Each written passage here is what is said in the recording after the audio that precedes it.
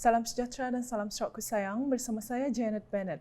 Tumpuan berita, Tuan Yang Terutama yang di-Pertuan Negeri Sarawak Tun Pehin Sri Abdul Taib Mahmud serta isteri Toh Puan Datuk Patinggi Ragat Kurti Taib telah meluangkan masa menghadiri majlis berbuka puasa di Masjid At-Taqwa, Miri pada Jumaat. Majlis tersebut turut dihadiri Menteri Pengangkutan Sarawak Datuk Seri Lee Kim Shin, Timbalan Menteri Utiliti dan Telekomunikasi 2 Datuk Dr. Abdul Rahman Junaidi, Timbalan Menteri Pembangunan Wanita dan Kanak-kanak Datuk Rosi Yunus, Timbalan Menteri Belia Sukan dan Pembangunan Usahawan Dr. Ripin Lamat dan Ahli Parlimen Sibuti Lukanisman Awang Saungi. Selain itu, majlis yang dianjurkan oleh Pejabat Agama Islam bahagian Miri itu turut diadakan bersama jemaah-jemaah karya Masjid At-Taqwa bahagian Miri serta ketua-ketua jabatan dan ketua-ketua masyarakat. Dalam majlis sama, Tun Pehin Sri Abdul Taib turut menunaikan solat Maghrib, Isyak dan Tarawih secara berjemaah. Laporan seterusnya, kelonggaran yang telah diberikan oleh kerajaan bukan tiket untuk rakyat bertindak bebas dan mengabaikan prosedur operasi standard SOP sedia ada. Sehubungan itu, Premier Sarawak Datuk Patinggi Tan Sri Dr. Abdul Rahman Zohari Tun Datuk Abang Openg mengingatkan rakyat agar terus mengutamakan kesihatan dan mematuhi SOP kerana wabak COVID-19 masih berada dalam kalangan masyarakat atau sesuatu tempat. Tahun ini kita nampak bahawa ketika kita memasuki endemik, maka sudah tentu masyarakat kita boleh bergerak sedikit. Umpamanya waktu petang bazar kita, saya nampak banyak juga orang yang pergi ke bazar. Tetapi dalam kita mempunyai kelonggaran ini, saya nasihatkan supaya kita terus menjagakan kesihatan kita dan SOP kita. Memang tahun ini dibolehkan mengadakan rumah terbuka kerana dalam keadaan endemik, tetapi jumlahnya hendaklah mengikut SOP. Jangan terlalu banyak. Maklumlah raya tu. Kadang-kadang kita lupa orang lain kerana kita dalam raya.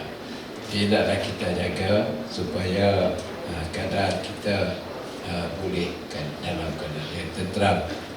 Beliau berkata demikian semasa menyampaikan ucapan ringkasnya dalam majlis simbolik penyerahan Sumbangsih Raya 2022 di Wisma Bapak Malaysia di Kuching pada Jumaat. Dalam pada itu, Datuk Patinggi Tan Sri Abang Zohari turut mengingatkan orang awam agar terus peka terutama sekali semasa menyambut perayaan Hari Raya Aidilfitri yang akan datang.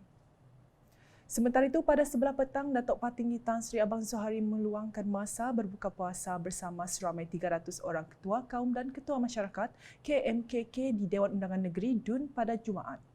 Setelah berbuka puasa, beliau bersama tetamu yang beragama Islam kemudiannya menunaikan solat tarawih. Turut hadir dalam majlis tersebut adalah Timbalan Premier Sarawak Datuk Seri Profesor Dr. Sim Kui Hien, Speaker Dewan Undangan Negeri Sarawak Tan Sri Datuk Amma Muhammad Asfia Awang Nasar, Menteri Utiliti dan Telekomunikasi Datuk Julahi Narawi serta div-div kehormat yang lain. Berita seterusnya, kontraktor yang menghadapi masalah semasa melaksanakan projek digesa untuk berbincang dengan Jabatan Kerjaya JKR bagi memastikan projek dapat disiap mengikut jadual. Timbalan Premier Sarawak merangkap Menteri Infrastruktur dan Pembangunan Pelabuhan Datuk Ahmad Douglas Unggah Embas menegaskan setiap projek amat penting untuk disiapkan mengikut tempoh yang ditetapkan demi manfaat rakyat. Menurut beliau, pihak JKR bersedia untuk membantu kontraktor bagi mencari jalan penyelesaian terbaik. Beliau berkata demikian selepas mengadakan lawatan ke tapak projek Jabatan Batang Saribas 2 di Beladin dan Jabatan Sungai Paku di Sepauh pada Jumaat. Kedua-dua projek tersebut dikategorikan sebagai projek sakit selepas ketinggalan dalam jadual projek. Jabatan Sungai Saribas 2 menelan kos sebanyak RM385 juta yang merentasi Kuala Saribas antara Bandar Maludam dan Pusa sepatutnya siap pada 4 Februari 2025. Tarikh siap untuk jabatan sepanjang 20.39 km itu dijadualkan semula kepada 27 Mac 2025. Manakala Jabatan Sungai Paku bernilai RM27 juta yang sepatutnya siap pada 5 November 2023 turut dijadualkan semula kepada 21 Disember 2023. Dalam pada itu, Datuk Ahmad Douglas Unggah bersama Setiausaha Tetap Kementerian Infrastruktur dan Pembangunan Pelabuhan Datuk Safri Zainuddin turut mengadakan perjumpaan dengan kontraktor kedua-dua projek. Beliau menyifatkan pertemuan yang diadakan antara mereka dan JKR itu sebagai konstruktif dan telah menemui jalan penyelesaian kepada masalah yang dihadapi. Perkembangan berikut, penduduk Serian kini boleh mendapatkan perkhidmatan daripada pelbagai agensi kerajaan melalui saluran perkhidmatan Pusat Servis Sarawak Serian yang telah dirasmikan oleh Setiausaha Kerajaan Sarawak Dato' Ahmad Jaol Samion pada Jumaat. Menurut Dato' Ahmad Jaol, pusat servis tersebut menyediakan perkhidmatan berkonsepkan One Government at Your Service dengan perkhidmatan melalui kaunter, kios, portal termasuk aplikasi mudah alih. Jelasnya, Pusat Servis Sarawak Serian yang telah beroperasi sejak 13 September 2021 turut menyediakan 51 jenis perkhidmatan dari 38 agensi kerajaan. Saya ingin menyentuh pasal perubahan Pusat Servis Sarawak Serian. Pusat ini telah beroperasi seperti itu yang tahu pada 13 September 2021. Seperti juga Pusat Servis Sarawak yang lain di tempat-tempat lain ataupun di bahagian-bahagian lain, Pusat Servis Sarawak Serian juga turut menyediakan perkhidmatan yang sama, iaitu sebanyak 51 jenis perkhidmatan daripada 38 agensi kerajaan, termasuk majlis daerah, termasuk jabatan-jabatan air, jabatan SEB, SESCO dan sebagainya. Sehingga 31 Mac tahun ini, selepas beroperasi 6 bulan, pusat ini telah memberi perkhidmatan kepada lebih 28,000 orang pelanggan dengan lebih daripada 41,000 transaksi.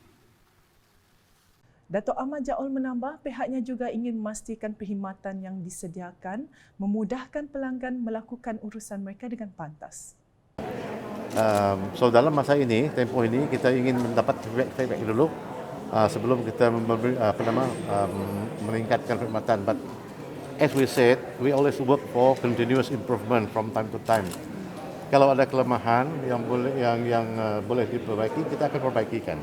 And over time, we will be improving our services. We will also make sure that people come here feel comfortable and they can get the service fast. Yang penting ini convenient, cepat. Itu saja penting. So over time we shall improve it kalau ada masalah. Kemungkinan juga kita akan tambahkan lagi servis-servis yang akan diberikan pada dalam pusat ini. Selanjutnya, para peniaga dan penjajah di Bazar Ramadan Imat Matang diingatkan agar mematuhi SOP yang ditetapkan. Ketua Setiausaha Politik kepada Premier Sarawak merangkap Ahli Dewan Undangan Negeri Tupong, Fazruddin Abdul Rahman berkata pematuhan itu penting bagi memutuskan rantaian penularan wabak COVID-19. Katanya pelbagai pihak perlu mengambil serius perkara itu memandangkan kes jangkitan COVID-19 masih tinggi ketika ini. Tegas beliau, hanya penjajah dan pengunjung yang telah lengkap vaksinasi dibenarkan beroperasi dan masuk ke bazar tersebut. Beliau berkata demikian semasa menyempurnakan perasmian Bazar Ramadan Imat Matang pada Khamis. Sebanyak 30 gerai dibuka di Bazar Ramadan Imat Matang pada tahun ini. Perkembangan COVID-19 dengan Sarawak mencatatkan pertambahan 385 kes baharu COVID-19 pada Jumaat menjadikan jumlah kumulatif kes meningkat kepada 301,883. Jawatan Kuasa Pengurusan Bencana Negeri JPBN Sarawak dalam kenyataannya memberitahu jumlah tersebut merangkumi 101 kes kategori 1, 282 kes kategori 2 dan 1 kes bagi kategori 3 dan kategori 4. Kes-kes baru ini dikesan di 34 daerah seperti tertera.